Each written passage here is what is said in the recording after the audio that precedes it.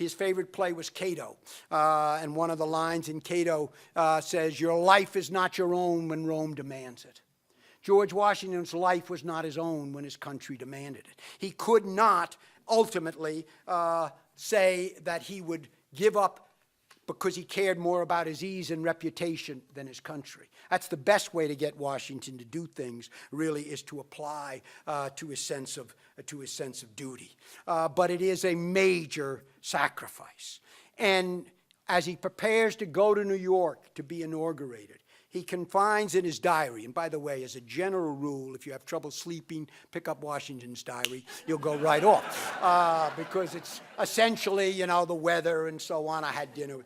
But here he writes that he is leaving for the inauguration in New York with more anxious and painful sensations than I have words to express. But he comes pretty close in a letter to his good friend Henry Knox.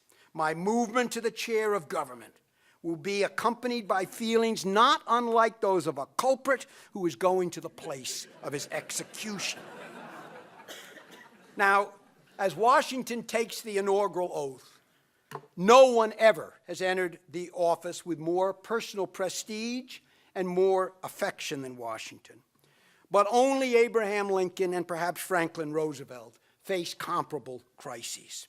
Now, at first glance, the crisis facing George Washington might not seem so extreme.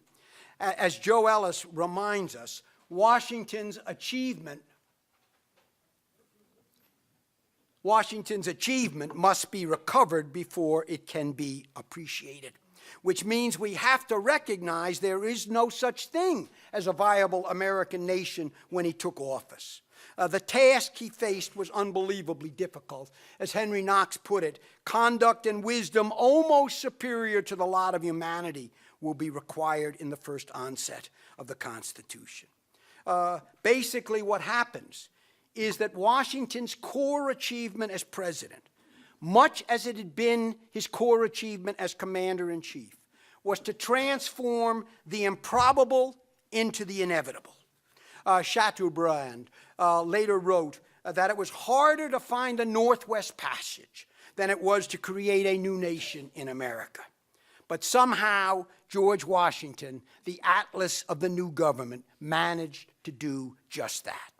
Without Washington's role in inventing our nationhood, there would have been no Union for Lincoln to save later on. It is, I think, a gift for which all of us should be eternally grateful.